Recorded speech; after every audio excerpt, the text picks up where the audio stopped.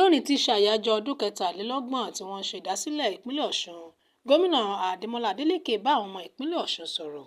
Gẹ́gẹ́ bó ṣe pé ọdún 23 lónìí eléyìí tí Ọ̀gágun Ibrahim Babangida dá ìpínlẹ̀ Ọ̀ṣun sílẹ̀ pẹ̀lú àwọn ìpínlẹ̀ míì tó sì fi olúìlú ìpínlẹ̀ Ọ̀ṣun sílùú Òṣogbo, èyí tí ṣe àmúṣẹ èròǹgbà àwọn baba ńlá baba wa tó ń pè fún ìdásílẹ̀ ìpínlẹ̀ yìí látara ìpínlẹ̀ Ọ̀yọ́ ìjọ́un. Ìpínlẹ̀ Ọ̀ṣun ló jẹ́ ibi tí kìkìdá àwọn ẹ̀yà Yorùbá wà, èyí tí wọ́n sọ oríṣi èdè bíi Ifẹ̀, Ìgbónà, Ìjẹ̀ṣà àti Ọ̀yọ́. Láti lè mú kí ètò ìṣèjọba ó rọrùn, wọ́n pèsè ẹkùn 3 tó sì ní ìjókòó ìjọba àpapọ̀ ilé ìgbìmọ̀ aṣojú-ṣòfin 9 pẹ̀lú ìjọba ìbílẹ̀ 30 kó tó di pé ọ́fíìsì agbègbè kún ìdásílẹ̀ ìpínlẹ̀ Ọ̀ṣun. Ìṣèjọba ológun mẹ́rin ọ̀tọ̀ọ̀tọ̀ ló ti darí ìpínlẹ̀ yìí, tí talágbádá sì jẹ́ 6. Ọ̀kọ̀ọ̀kan àwọn tó ti tukọ̀ ìpínlẹ̀ Ọ̀ṣun ọ̀hún náà ti balẹ̀, wọ́n sì ti lapa. Wàyí o, gómìnà ìpínlẹ̀ Ọ̀ṣun Sẹ́nitọ̀ Adémọ́lá Adélékè bá àwọn ọmọ ìpínlẹ̀ yìí sọ̀rọ̀.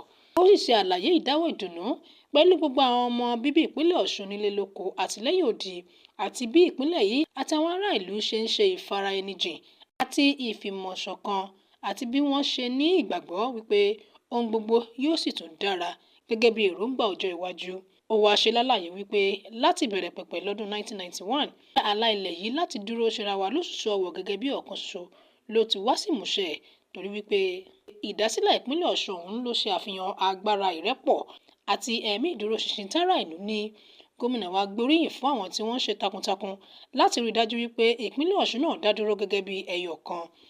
Gómìnà Adémọ́lá wá mẹ́nubà àwọn orí adé ọ̀rùn lẹ̀kẹ̀, àwọn olóṣèlú àtàwọn ajìjàǹgbara lákòókò ọdún 1991 tí wọ́n kópa ribiribi má ní gbàgbé nínú ètò ọ̀hún. Gómìnà wa ṣe lálàyé wípé ìdásílẹ̀ ìpínlẹ̀ Ọ̀ṣun lọ́dún 1991 kì í ṣe nípa ọ̀rọ̀ òṣèlú rárá o, ṣùgbọ́n ó jẹ́ ìmúṣẹ àfojúsùn àti ìfara-ẹni-jìn àti ìgbàgbọ́ wípé àṣà àti ìṣe àti ẹ̀bùn tí Ọlọ́run ọba fún ìpínlẹ̀ Ọ̀ṣun ò lè jẹ́ kí ìpínlẹ̀ ọ̀hún ó dá wà láì rọ̀gbọ̀kún lé ẹnì kankan.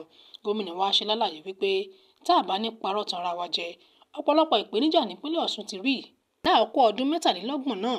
Ó ní bẹ̀rẹ̀ látòrí ọrọ̀ ajé tó ń ti àtòlú pẹ̀lú ẹ̀ náà ìpínlẹ̀ Ọ̀ṣun borí rẹ̀. Ó wá ṣàlàyé wípé ìjọba òun yóò mẹ́nubà àwọn àṣeyọrí kọ̀ọ̀kan tí ìpínlẹ̀ ọ̀hún ti ṣe látara ìdàgbàsókè ọrọ̀ ajé, ìdàgbàsókè àwọn amáyédẹrùn, ríró àwọn ọ̀dọ́ lágbára, dídáàbòbò àṣà àti ìṣe àti gbígba àlàáfíà láàyè tó ń ti ètò ààbò. Ó wá fi kún pé ká má parọ́ tanra wa, ìpínlẹ̀ Ọ̀ṣun jẹ́ ọ̀kan gbòógì àti àwòkọ́ṣe fún àwọn ìpínlẹ̀ yòókù. Gómìnà tún mẹ́nubà àwọn iṣẹ́ mèremère tí wọ́n ti ṣe nípínlẹ̀ Ọ̀ṣun. Ó wá rọ aráàlú láti fojú sọ́nà fún ọjọ́ iwájú tó dáa. Ó wá fi kún pé ìrẹ́pọ̀ àti àlàáfíà yóò túbọ̀ jẹ́ kí ìpínlẹ̀ Ọ̀ṣun ṣe àṣeyè tálákànṣepo. Eléyìí ni ọ̀rọ̀ tí gómìnà ìpínlẹ̀ Ọ̀ṣun sọ fún ṣíṣe ayẹyẹ ọdún 23 tí ìpínlẹ̀ Ọ̀ṣun di dídá sílẹ̀. Kò ní jù báyìí lọ lórí ìròyìn ní yàjóyàjó fún tòní láti kàn ní Jígí Alára. Ọmọ́wùnmí Abíóyè Bámigbéṣẹ́ lóníròyìn yín. Ó dàbọ̀.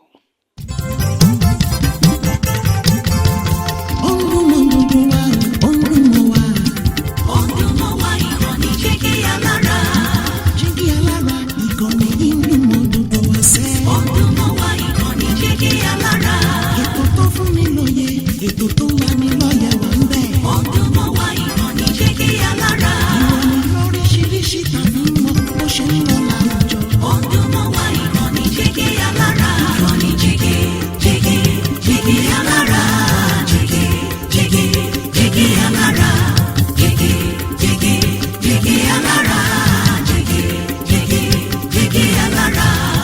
Ìkànnì Jígí Alára 24, bàbá gbogbo.